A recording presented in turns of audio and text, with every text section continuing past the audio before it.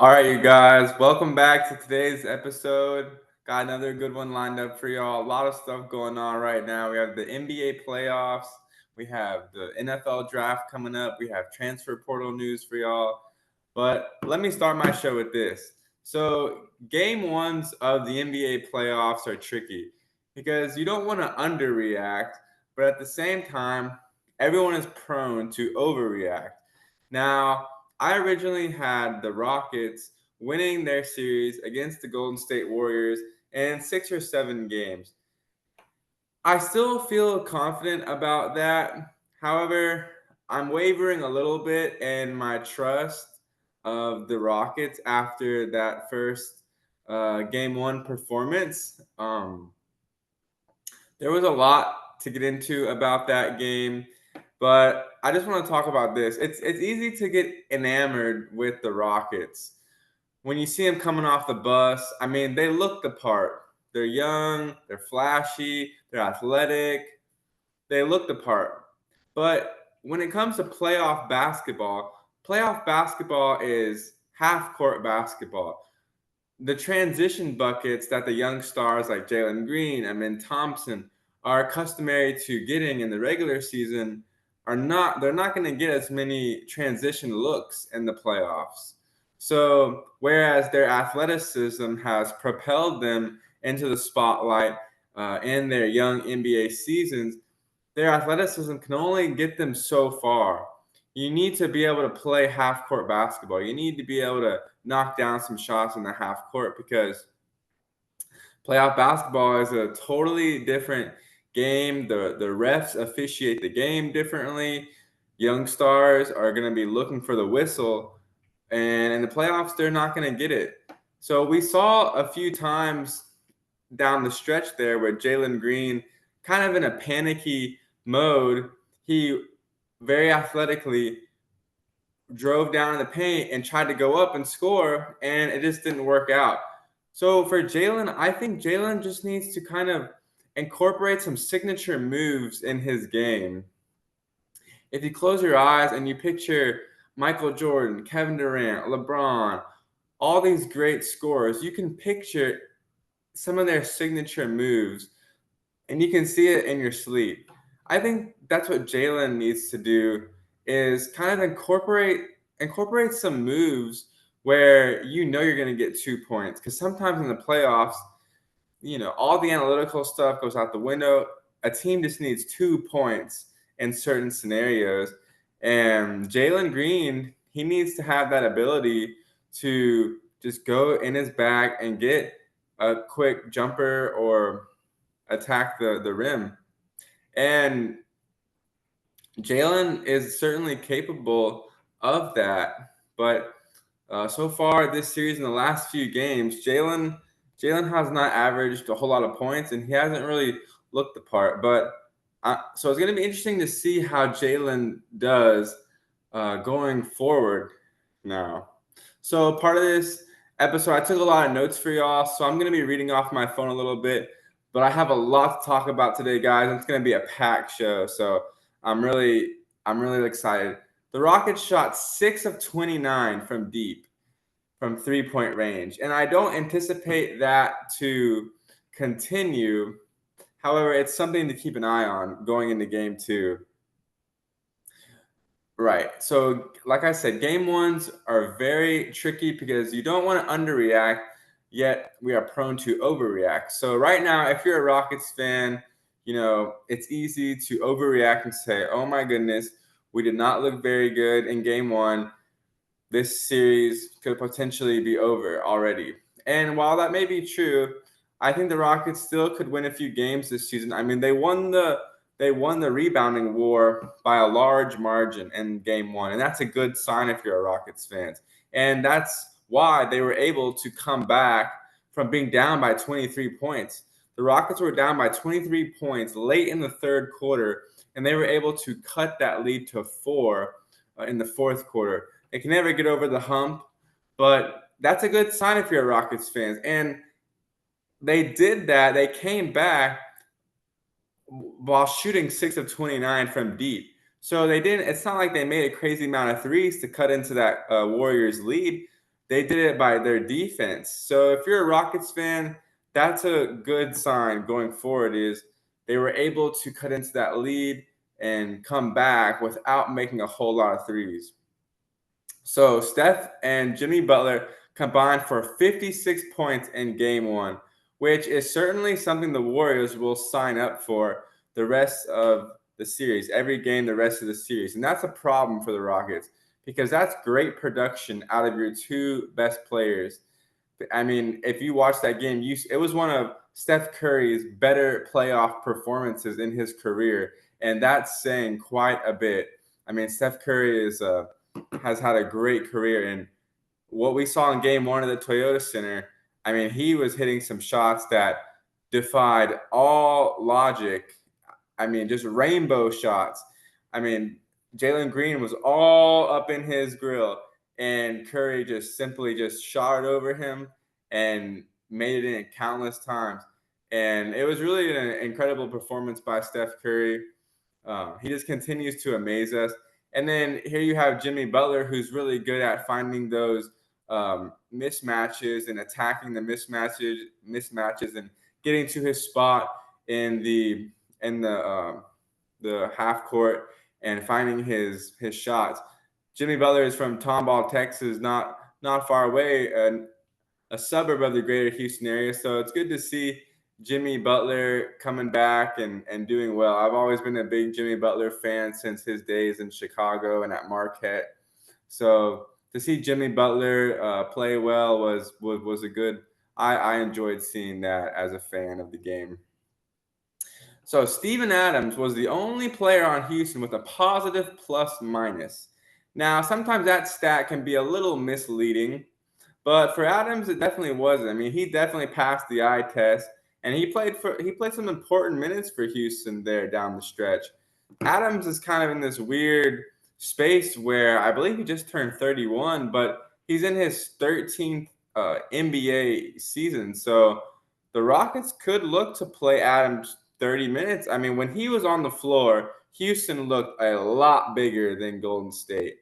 And like I said, they won the rebounding war, and Adams was definitely a big factor in that. But I'm going to be interested to see how much playing time Adams gets going forward here, because was the only player on the Rockets who had a positive plus minus.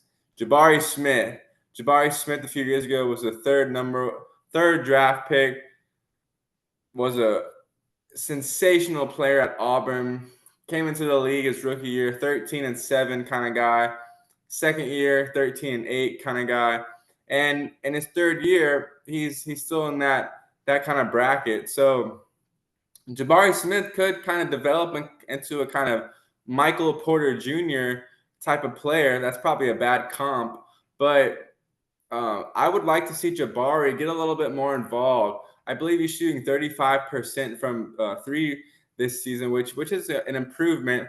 But I think Jabari has a high ceiling, and I would like to see him get more involved because let's face it, guys. I mean, the Rockets need scoring. I mean, with Fred VanVleet and Jalen Green having an off night, which is going to happen, someone else needs to step up. It can't just be Sengun. Sengun is like a baby Joker out there, baby Jokic, but someone needs to step up. And I think Jabari Smith should be held accountable. Jalen Green and Fred VanVleet practically invisible. And it's interesting because Jalen Green and Amin Thompson, they both skipped college. They opted to go to Overtime Elite and the G League. They chose that route, and they got a payday. They got paid for that. But I was thinking, and I was writing in my notes, watching that game, I was questioning, what are their games? What are the Rockets? Jalen Green and Amin Thompson, what are they? What are they really, really good at? Jalen Green is not a pure point guard. Neither is Amin Thompson. And both of them don't really shoot that well. They're kind of just athletes. They kind of just rely on their athleticism. And, you get a lot of fool's gold buckets in the postseason, transition dunks, easy layups, a lot of freebies that come by, a lot of broken plays. But in the playoffs, all that kind of doesn't really happen as much. So I'm sitting there watching, and I'm just kind of thinking to myself, what is Jalen Green? What is his game? And the same goes for Amin Thompson. And I thought Amin would be a little bit more disruptive on Curry defensively. I mean, they tried as hard as they could to slow Curry down, but Curry is just, you can't really do anything when he's going like that. So that's why I said in the beginning, I think Jalen needs to get some signature moves where, I mean, Chris Paul, I can just see it now. I mean, he does that behind on the wing, mid-range pull-up on the elbow there, and he's made a living off of just that one move, behind, step back. And James Harden, I can see it, dribble, dribble, step back, three. I mean, those are signature moves that guys have made a killing off of. I mean, Chris Paul probably has 8,000 career points off that one mid-range jumper. And I think that's what Jalen Green needs, because Green kind of panicked there. I saw a few times where he would just attack the rim and in a freakish athletic way, which looked really good, but Draymond Green went straight up and there was nothing Jalen could do about it. It just was unsuccessful. And you saw that a few times down the stretch there where Jalen just kind of went in a panicky mode. And I don't know if Ime Udoka and the coaching staff really trust Jalen all that much. I wonder about their trust levels with Jalen at this point. It kind of looked like the Jalen Green and the Rockets kind of winged it a little bit. It looked like they didn't really have much of a plan in the half court. And in fact, on one of the media timeouts, you know how they show the opposing benches and the coaches huddle? Well, they showed the Warriors huddle, and Steve Kerr was saying how, guys, they cannot score on our half court defense. So already in game one, the Warriors have absolutely no respect for the Rockets uh, half court offense. So that's definitely concerning if you're a Rockets fans. So with that being said, I can totally understand the need for the Rockets to acquire a big piece this offseason, a Kevin Durant, even a Devin Booker. They need someone when the game slows down who is going to give you a bucket. And I think KD and Booker are good options for the Rockets. Now, meanwhile, the Warriors, they didn't panic. They relied on their experience, and their starting five really is a very cohesive group, and their starting five played very well down the stretch. Houston dominated the glass, as I said, and that's definitely going to help them win a few games this series. But I'm still confident that the Rockets can make this a series. Now, the flip side of this is, let's say the Rockets, I think game two is a must win for the Rockets, because if you go down 0-2 heading back to Golden State on the road, I think this series is over with. So I do think the Rockets will win game two, and the Rockets are a slight favorite heading into game two. So this is by definition a must win game if you're a Rockets fan and if you're the Rockets. So, but it's going to be interesting. Let's say it does go 7 games. Now, if you're the Warriors, can you withstand that a long series? Because Steph Curry played a lot of minutes last night, and they are older. Steph Curry they're a lot older than the Rockets. So that's going to be interesting to see go as the series progresses and legs get tired, bodies wear down. Then that could start to favor the Rockets over the duration of the series. Houston also went 9 of 20 from the free throw line, and that's just simply not going to cut it. If you know me, about me and my free throws. Free throws drive me crazy, more so in college, but in the NBA too. I mean, it's the charity stripe. You have to cash in from the free throw line. And to go less than 50%, 9 of 20, if you're the Rockets, is not ideal at all. I mean, had they just made half of those misses, it would have been a totally different game. So the Warriors are 20-1 all time when they win the first game of a playoff series. The stamina is certainly something to watch, but we'll see. 85 points. The final score was 95-85 Warriors, and 85 is a season low for the Rockets. Steph had one of his all-time greatest playoff performances.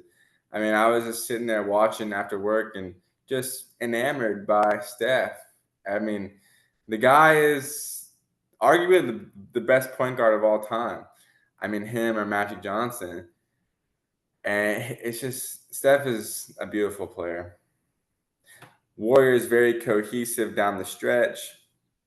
So game 2, guys. Game 2 is going to be very, very interesting. I'm excited to watch it. I was a little disappointed in the Rockets, to be honest. I didn't know what to expect from them heading into this series. But I think they're going to come out with a lot more juice, a better game plan than they did. I think we're going to see a totally different version of the Rockets. I think Jalen Green is going to step up and hit more shots. Fred VanVleet had an off night. I think we're going to see him step up. So I think we're going to see a totally different game headed into game 2. But it's certainly a must-win for the Rockets. Now, heading out west to the Los Angeles Lakers and the Minnesota Timberwolves. Well, JJ Redick, welcome to playoff coaching. Now, I would say I'm not as worried about the Lakers as I am the Rockets, but there are definitely some things to be concerned with. So, in game 1, the Lakers really lacked a lot of enthusiasm, I felt like, and just overall energy. I kept waiting for them to go on a run throughout the game, and it just never came. This is the first time in LeBron's whole career where he did not score a single point in the playoffs in the first quarter. He started to get it going a little bit in the second quarter, but he did not score at all in the first quarter. He looked a little disengaged at times, and I've noticed that a little bit from LeBron. He can look a little disengaged at times.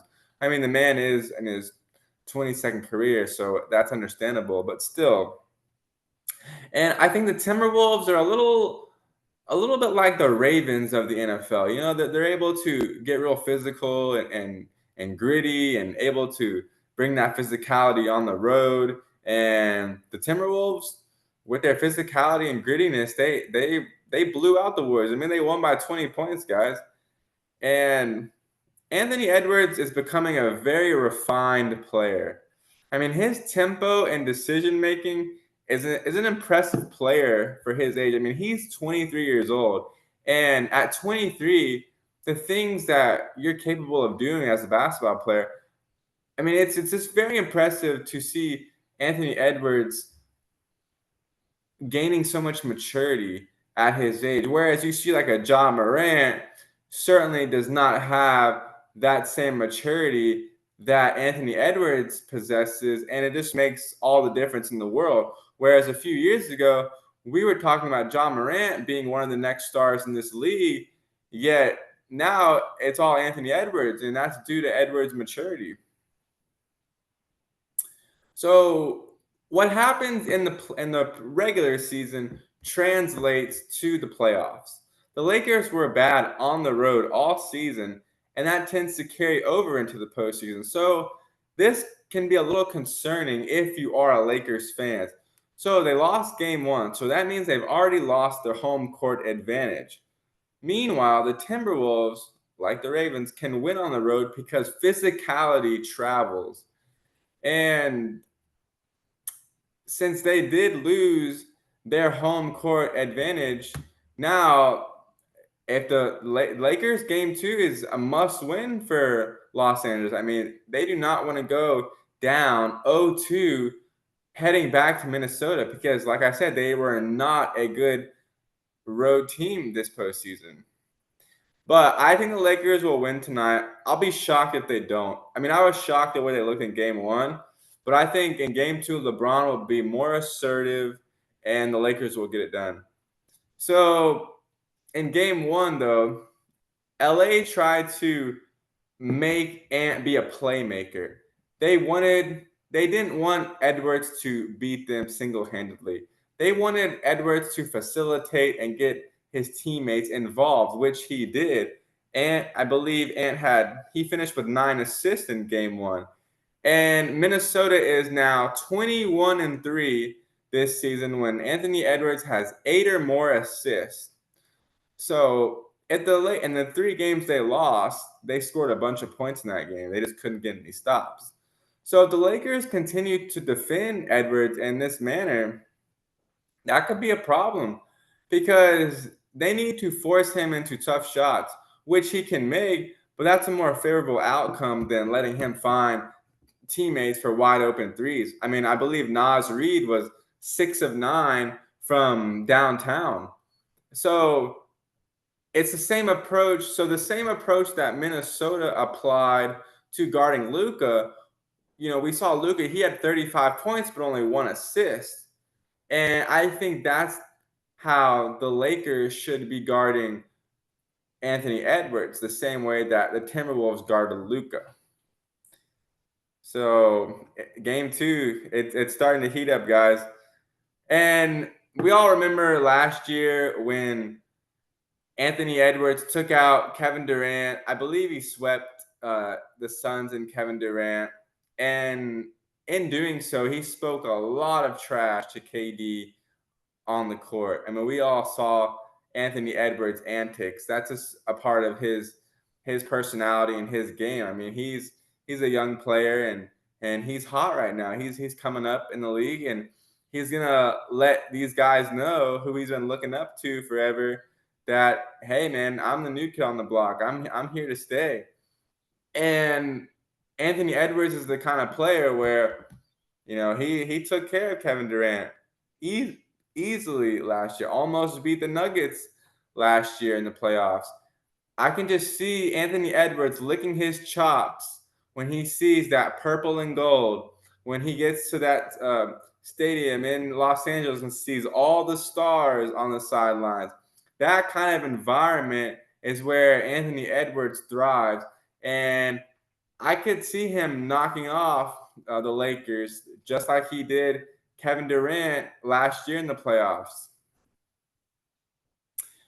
So now on Kawhi and the Clippers. So Kawhi has been impressive and a little surprising this postseason. Not surprising what he's doing, but surprising that he's playing so much because, quite frankly, we have not seen that version of Kawhi in a long time, and it's kind of a breath of fresh air if you're a fan of Kawhi and the Clippers because Kawhi has Michael Jordan-like tendencies.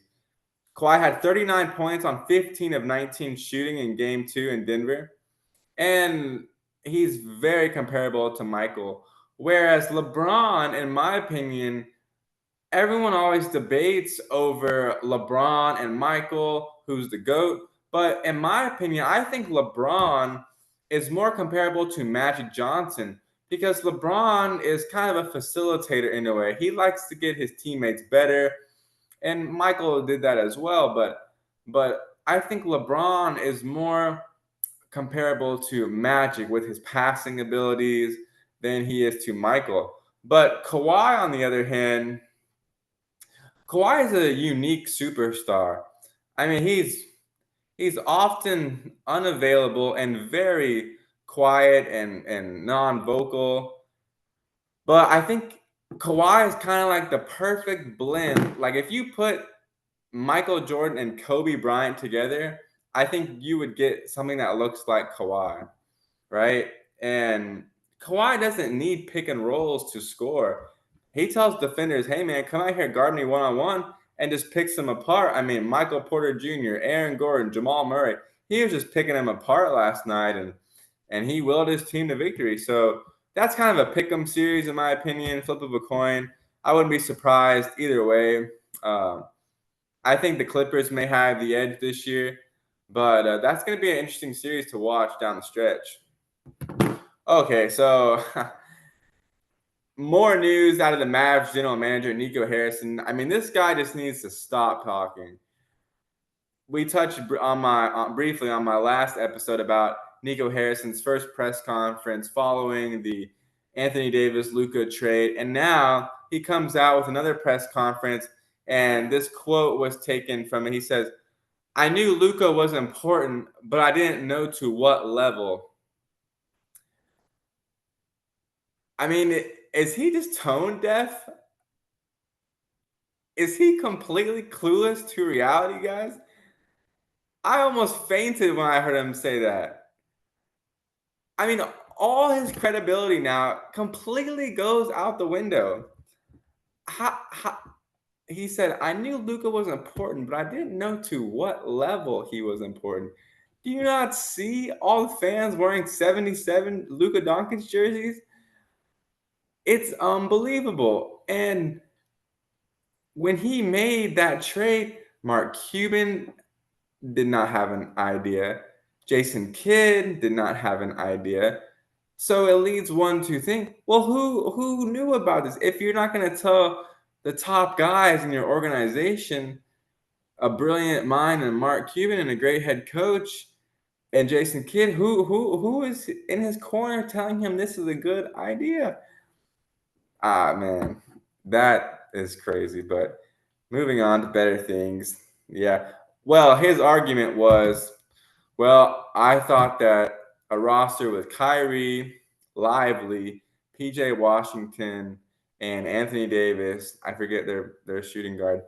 He said, I think that is a championship caliber Clay, sorry. And he said that I think that's a championship caliber roster. And that's a solid argument. I mean, who's to say that that team with Kyrie, Clay, Lively, Washington, and Davis, that's a good roster. Not gonna lie. And I think if they would have been healthy this past season and made the playoffs, then that would have kind of alleviated some of the backlash that Nico Harrison is receiving. But they aren't, and here we are. But I think if they get healthy next season, which I hope they do, of course, I think they'll be a playoff team next year. But I still think that it was a bad trade all around. So the NFL draft is coming up, and Travis Hunter is an interesting player, guys. It's been 8 years since a college football player played over 250 snaps on both sides of the ball. Well, Travis Hunter played 700 snaps on both sides. Now, he's come out saying that he'd rather quit football than not be allowed to play both sides of the ball, both defense and offense. I think he's going to be a brilliant wide receiver. I don't know how good of a defensive player he will be, but I think he'll be a solid wide receiver. And right now, he's projected to go number 2 overall in the latest mock drafts, which I think is a good spot for him.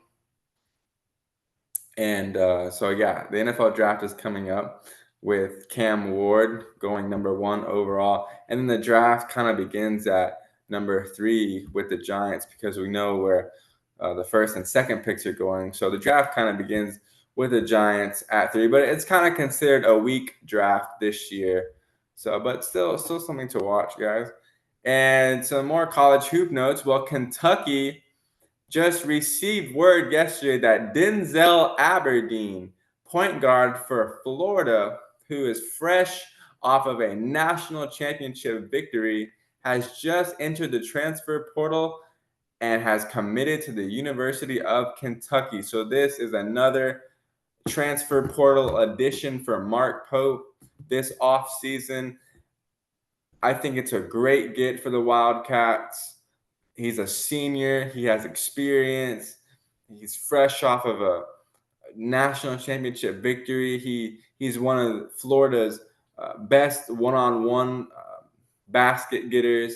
I believe he averaged double figures last year for the Gators, and it's just a overall very good pickup. And a lot of people are speculating as to why Aberdeen would choose to go to an in-conference rival when you are fresh off of a national championship. He would have been guaranteed a starting spot at Florida with a chance to go back to back, and he would have been set for life in Gainesville in Florida with a load of opportunities at his disposal in his entire lifetime had he chose to stay at Florida.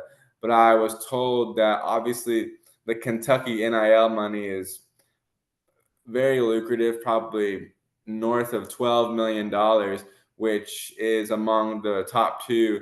BYU and Kentucky have the highest NIL money, the most to spend, which is no surprise that Kentucky has a lot to spend. I mean, they're a basketball school, so money was a big part of Aberdeen's decision to go. I believe his NIL deal is about $1 million, give or take. But when give or take to come to Kentucky, but it's interesting because a lot of people, that's kind of where we are in college basketball right now. Players are deciding to go elsewhere for the money, but at the same time, this idea of retention and retaining your players is also a strong talking point in college basketball because everyone loves to see the retention. They want their guys to stay. I mean, people wanted Cooper Flag to stay this year, which he just declared. So it's kind of a delicate balance between retention and also getting money.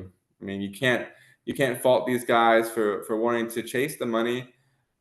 And I'm glad the players are getting paid because there was a long time where they weren't getting paid, obviously, and now they are. But I just wish there was something the conferences could do maybe to kind of have more retention year in and year out for players. But I'm happy that Kentucky landed Aberdeen. I think it's going to be a nice addition. I mean, we already have a very guard heavy team, so that's another reason why people were speculating as to why he chose to come, because we do have a lot of guards, and at Florida he would be guaranteed 30 plus minutes.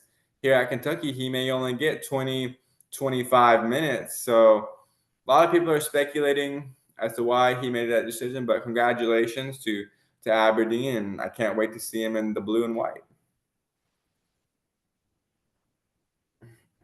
Okay, so here are Stephen A. Smith's 5 biggest surprises of the NBA playoffs so far. Number 5, Kawhi Leonard. His activity has been shocking given his inconsistency the last few years. Yeah, I mean, it has been shocking. Kawhi Leonard's one of the great players of our generation. I mean, if he were always fully healthy, I mean, he may be among the top 20 greatest players ever. I mean, Kawhi is a unique superstar, guys, and I'm pulling for him. I've been a fan of Kawhi ever since his days here in San Antonio, and it's just good to see Kawhi finally playing again. Lakers game 1 loss blowout is Stephen A. Smith's fourth biggest surprise. Yeah, I mean, no one saw the Lakers getting blown out like that. No one saw it. Game 2 is a definite must win for Los Angeles. Um, Number 3, Cade Cunningham. I know I haven't talked a lot about the Eastern side of things in these NBA playoffs, and excuse me.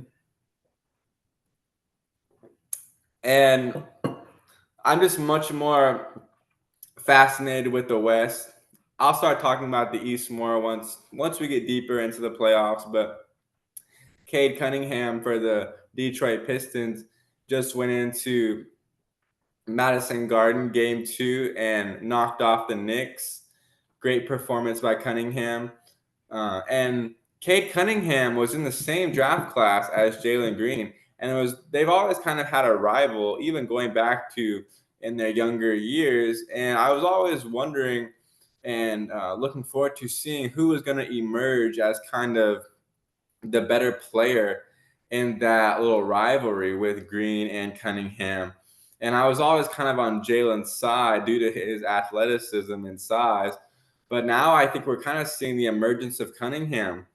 Uh, the Pistons could give the Knicks, and they already have a world of problems. I mean, if the Pistons went on to win this series, I would not be surprised at all, guys.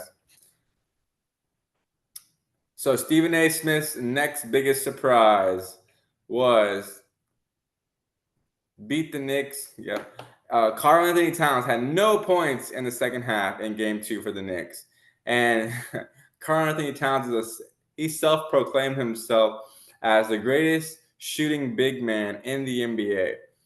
So when you make a proclaim like that and you don't have any points to show for it in a playoff game, people are gonna start to question you and your abilities. So the Knicks, it's 1-1 heading back to Detroit. So, I'm not like too interested in the East. I never have been, honestly. Living in Houston, the Rockets are in the West. Of course, when LeBron was in the East, that was fun. But one team that I do want to see what they have to offer is Damian Lillard with the Bucks, because Dame is a great player.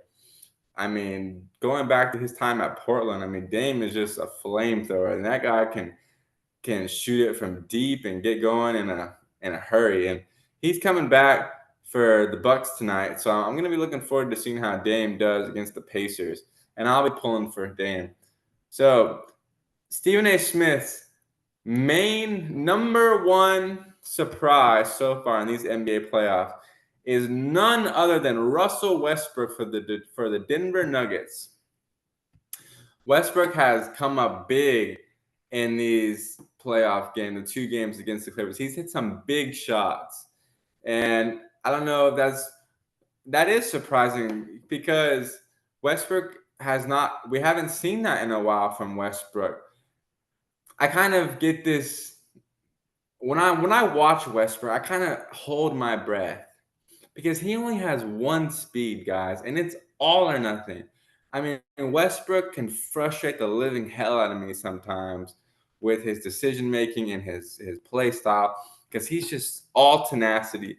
He's got that fire within him, and he's just all go every single time. You never have to question Westbrook's energy or focus level, because it's always on 100. And when I watch him sometimes, I'm just holding my breath, because I don't know what to expect, other than the fact that I know he's going to go all out every play. But Westbrook's hit some big shots for Denver. Some 3-pointers he's made, which is not totally uncharacteristic for his game, but something that's definitely nice to see if you're a Russell Westbrook fan. So Russell Westbrook is Stephen A. Smith's number one surprise so far in the NBA playoffs. So there you have it. So it's fascinating already, guys. I mean, it doesn't take very long to already be very entertaining. So tonight, Tuesday night, we have the Grizzlies and Thunder, Game 2, and everyone saw the complete disaster that Game 1 was for the Grizzlies. Bucks, Pacers, and we have the game that I'm looking forward to the most, the Timberwolves and the Lakers. Lakers are a favorite of 5.5 points. So that's tonight's slate, guys. I'm really looking forward to the Lakers Timberwolves game. I want to see how the Lakers respond and how LeBron comes out. So yeah, guys, but I'll be back with another episode on Thursday to recap those games. Thank y'all so much. Please make sure to like, comment, subscribe, guys, and go watch those games. All right, you guys, y'all have a good one.